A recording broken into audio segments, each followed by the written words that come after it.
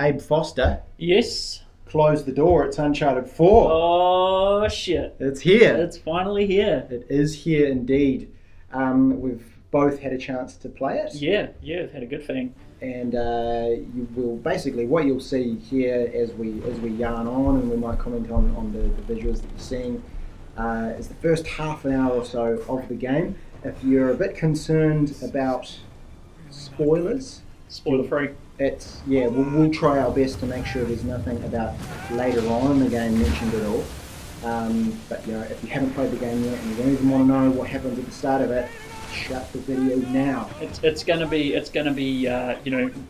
without narrative essentially. We're not going to go into plot details too much. We're just going to talk about the game as an overall whole. I think mostly is what we're going to do. Indeed. This bit here actually, just as it comes on here, was the first moment where I had control over what was happening in the game. Yes. I don't know about you, but when that happened, I was like, oh my god. yeah. I got the jitters. It reminded me of the train sequence. One of my unbelievable epiphanies that I had in gaming were in the start of Uncharted 2 when you're just hanging off the end of that train and I was like, hang on, I can play? This isn't a cutscene? Yeah. What? Yeah. It actually makes me think of a couple of videos I've seen online of elderly people playing video games, and they give them the controller, and I think it was Red Dead or something, and John Marston's just standing there, and they didn't realise that they could actually control them. But yeah, it was that moment when this whole boat sequence kicked in, and it was like, oh my god, it's finally here. It's finally here. The game is here. Yep. I'm in control of it, and it's happening. So is it terrible? No. No. Not even remotely. No, you're dreaming. I've played the first 4 hours perhaps. Yeah, I'd say about that. 4 to 5 hours probably. We're both around the similar kind of spot in the game, and no, definitely not terrible. There's nothing so far that has stuck out as glaringly terrible. Will we ever worry that it would be terrible though? No, but it's got to be said. It's got to be said. Stranger things have happened, kind of thing. Absolutely, yeah. It's I guess my early impressions of the game, and if I were to sum it up in a word, would be just refined. Yes, that's a great word. Actually, I was thinking of a similar thing jumped to mind. It's just polish everywhere. Absolutely, and in the lead up to the game, there was all this concern about the delays and all that kind of jazz. Yeah. But in Naughty Dog we trust, it comes out at the end with an amazing product. So it feels really polished. Everything about it, the way it looks, the way it plays. So let's just talk about the visuals for a second, because I'm going to get hyperbolic because it's hard for me not to, being the Naughty Dog are my favourite devs ever. Yeah. This game is unbelievably good looking. It's the best video game I've ever seen, and that includes any PC games I've played. It's the best video game I've ever seen. It's pretty amazing. But I think the thing that got me is that tactical bit when you kill him and he falls over. But anyway, the bit that got me, I think, was probably the facial capture. And not only that, the textures, and I remember there's a scene which we there's a scene that happens, and there's a character in that scene that we've seen in the previous games, and normally I couldn't quite build up an affinity with that character because they just look like this mask, this black mask. Very wooden. But the first scene that I saw with this character, and I was like, wow, I have a connection with this character now because of the way the face is done. I don't know if you haven't seen it, they did a whole bunch of facial motion capture for this game. Yeah. So, and essentially had actors play out the entire game. And they did, yeah. Just incredible, but that's on a micro scale. On a macro scale, as you're saying, also everything's polished. I mean, when it comes to me, I'm gonna muck around in games and see what I can tip over. Is usually one of the first things I do. So I'll be running around in circles, knocking into bookcases and things. And almost everything in this game seems to have collision built into it. So you'll be running around, say, like a dormitory or something, and you'll run into a table. Not only will the table tip over, the lamp will tip over. Sorry about that. And there's an eagle in here. Yeah. And sort of everything around it will tip off the table. There might be a bracelet or something on the table. That'll all fall, and that'll all fall realistically. And I was just in shock when that happened. Everything seems to be real in the game. There's no, nothing's like a solid part of the background. Everything's its own object and its own asset. Which is pretty impressive. Incredible, yeah. Considering that would have been someone's job to make those ambient objects and make them be able to be knocked into and stuff like that. So. This was kind of interesting. This nun character here really irked me right from the beginning. I guess they built up quite a Nathan as a character, and she came in and she was chastising him, and there's a little bit further on that you'll see, and I was sneaking, you're sneaking about and you see her, and I kind of wish that I was in control of adult Nathan, so I could have gone up and just like punched her in the back of the head or something. But anyway, that's a tangent. It's an interesting sequence. So this plays out before in the narrative, before we see young Drake in Uncharted 3, where he's in Morocco or something like that. Yeah, wherever it is that he happens to be. Yeah, it might actually be Colombia, I think.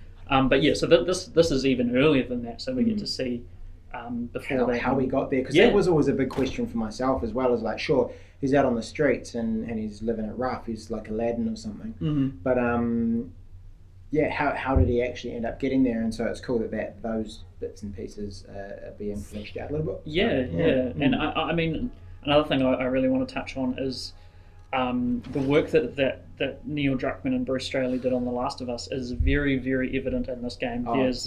There's so many just lovely little quiet moments. Everything takes its time. Now, it doesn't feel rushed at all. There's some sequences that are very reminiscent of the Left Behind DLC for The Last of Us as well, wherein you're Ellie and her friend Riley, and you're in a mall, sort of a dilapidated mall, and you're just having water pistol fights and things with each other. And there's moments like that in this game. There's exquisite little quiet moments that take their time, and a lot of resonance is given to those. And I'm getting the impression that with a game like this, where it is Nathan's last adventure, those kind of moments are more important as well. As they sort of start to reminisce about what have we achieved so far and what it's all about. And there's, like you were saying a little bit earlier, this game reeks or just drips with nostalgia. Yeah, it does. Yeah. I think this is my first kind of death here. Oh, really? Yeah, check it out. And I'm like, okay, cool, I need to get to cover. But no, she spotted me. Ooh, clip around the ear for that one. Big time. I also want to talk about in the later game. We probably won't see any in this footage, but the encounters that you have with these bands of enemies are much more sandboxy than previous games. Absolutely. They're larger spaces, and there's more diversity to the landscape, different ways in which you can take out these enemies and things like that. It just gives the game a lot. It's a very linear game, of course, single player campaign, but it gives that game the feel of there is a lot more possibilities, and you do feel like more of an adventurer. You're finding these little hidey holes, and there's obviously collectibles and sometimes those around there, but just the way the landscape sort of branches out into different avenues, and the way you can use cliffs and things to hide from enemies and take out enemies, I'm finding really, really awesome. It is. It's quite satisfying, isn't it? The thing that's getting me, I found, is that I like to play these games on crushing, which is crushing. They're very hard, but they're the kind of games where if you're persistent, you'll eventually get there. Right. And so that kind of open space thing for me is kind of interesting, because in the original trilogy, if I can call them that, you could plan out your encounters. You knew that man X was going to be in this position at whatever time, and you could use that to your advantage. And in many ways, that was the only way you could kind of get through them, is to really know exactly where everyone was going to be in relation to you at any one time. Right. If you're in a room and they come out, this game loads different already because of that kind of randomness of where they come up on the map, and you can't really plan in that same sort of way. And so it probably just means I'm going to have to get better at the game. A lot more focus on stealth in this game. A lot more. I've found the couple of times where there'll be a gang of enemies that I have to take out and pick them off one by one. And the times I've been spotted, I've found it's almost impossible to get through that. Just by shooting everyone. It is possible, but it's very, very tricky. Yeah, absolutely. They're really going in on the stealth, and that's why they have the long grass that you can hide in and take down enemies and stuff like that. So. Yes, it's quite satisfying though to get out there and do the stealth kills.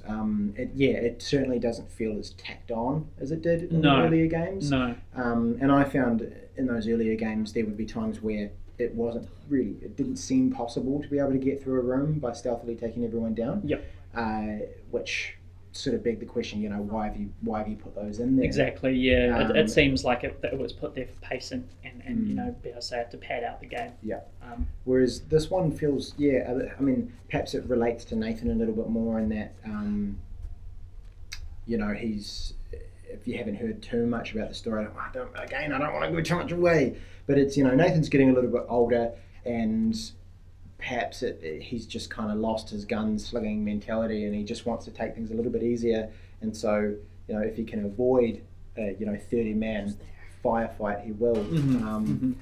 But yeah, it is interesting to think about that kind of stuff for sure. There's some just the pacing so far in this game has to be made note of, because it is really good. It's taking its time.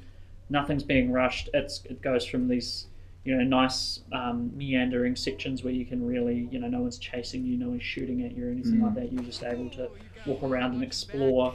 Like there's a sequence later on where you're in a house and you're walking around the house, and I went into every room of the house just to see what was in there, and there was small mementos that you could look at and pick up and stuff like that. Yeah. And those are my favourite parts. That's what I love about Naughty Dog is those little character building mechanics that they put in there like that. Yeah. Just little objects and things. And it's so much stronger in this game, I think. Yeah. It's another one of those things that influence of The Last of Us is really. That they've really drawn on that. Very much so, the pacing, taking their time, really sort of, I guess, because the MO of these games in a way is to have, an action blockbuster or a game that is like a movie, right? And so there's so many of those little things that they do in movies where they take their time and they introduce and they build the characters that these guys are getting so good at it. Yeah, I think think character is a big thing we need to touch on as well, because you take The Last of Us and you could pretty much put that in a different landscape, and it's the characters that carry it through that game, and that definitely shows in this game as well. I find the character relationships much more interesting, much more nuanced, be it Drake and Sam or any of the other characters kind of thing. I mean, Drake and Sam is the strongest because they are linked by blood kind of thing. Yeah, absolutely. But there's other characters that you just find. You're like, what's his relationship to Nate? And then you sort of find out a bit more about that. But then, there's obviously shades of grey in there, and no one's black or white kind of thing. Yeah, absolutely. Morally. Yeah, and that kind of those little nuances are only amplified by just looping back to it. The amazing way this game looks. It looks so good. It does.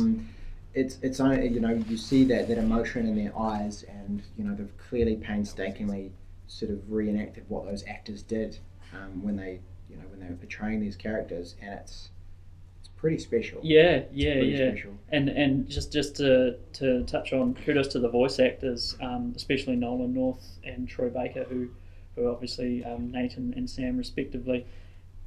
They're incredible. Them bouncing off each other is a sound to behold. Yeah. The funny thing is that some of my favourite moments so far, and as far as the voice acting goes, have been just like the little yelps and yells and things that they've done. Oh yeah. Like there's a moment actually very early on in this video that we sort of just talked over.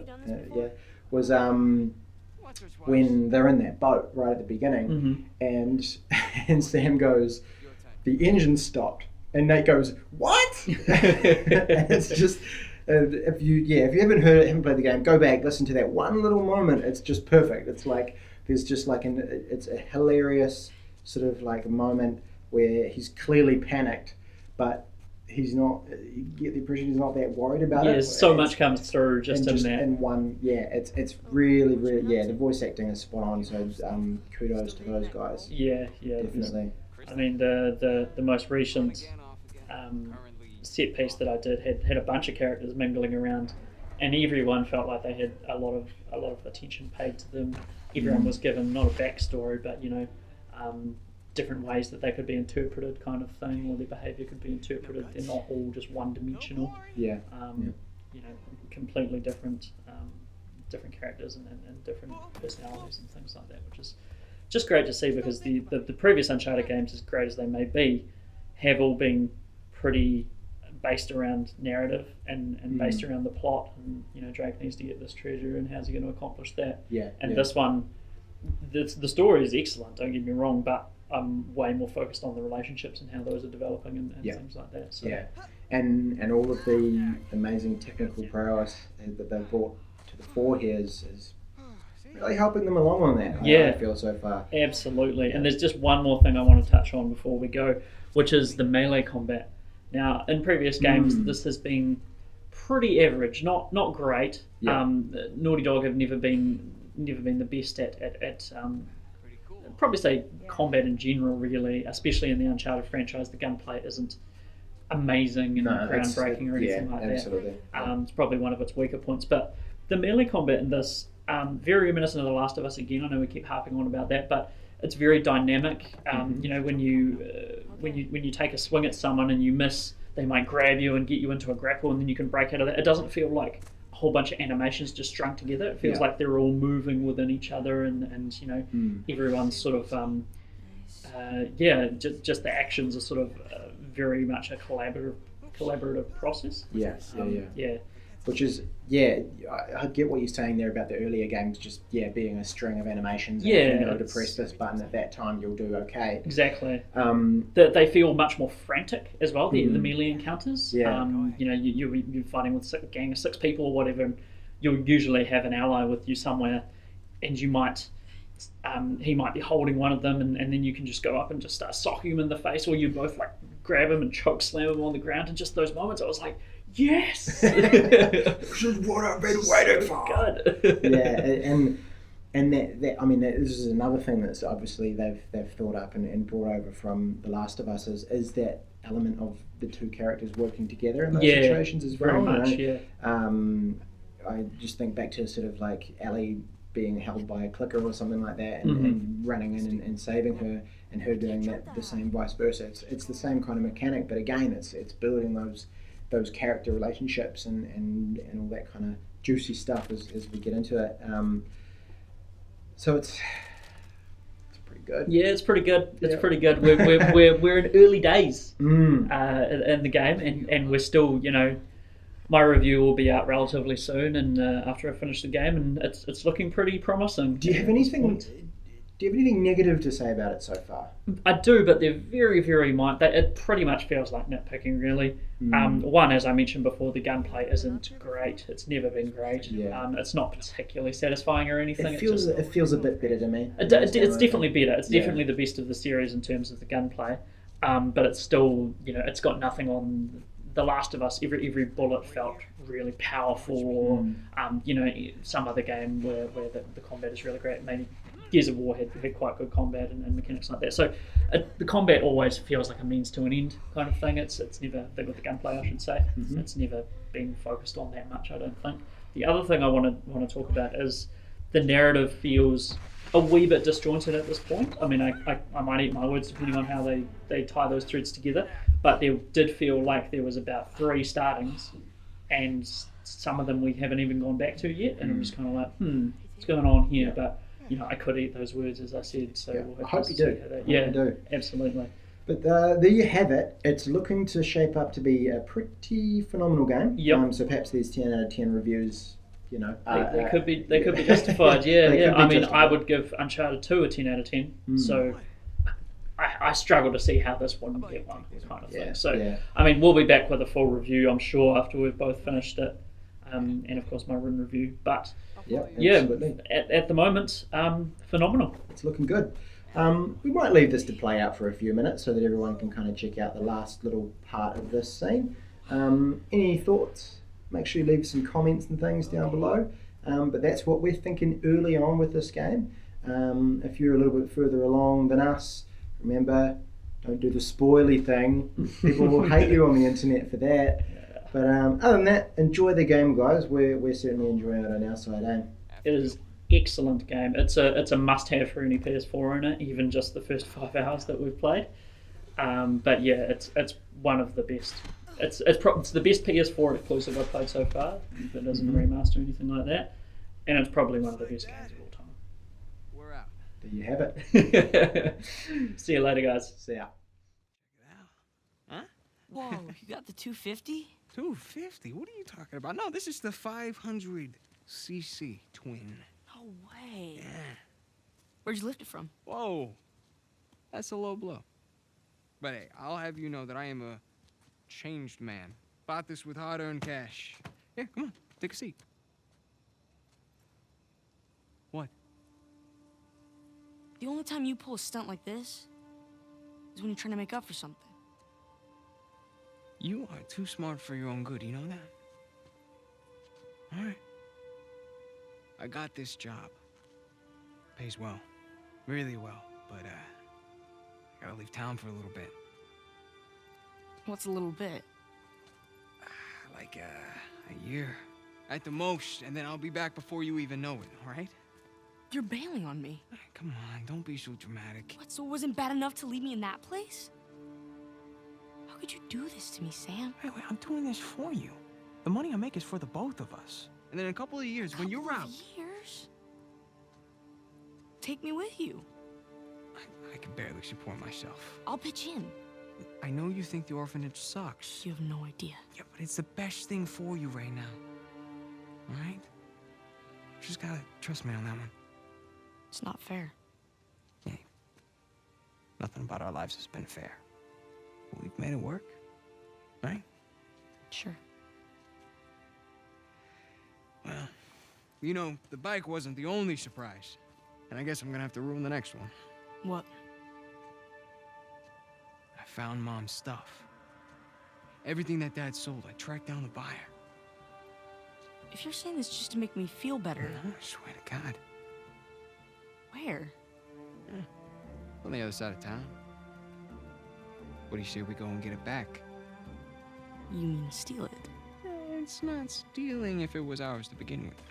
I'm pretty sure the cops aren't gonna see it that way. Well, then let's not get caught.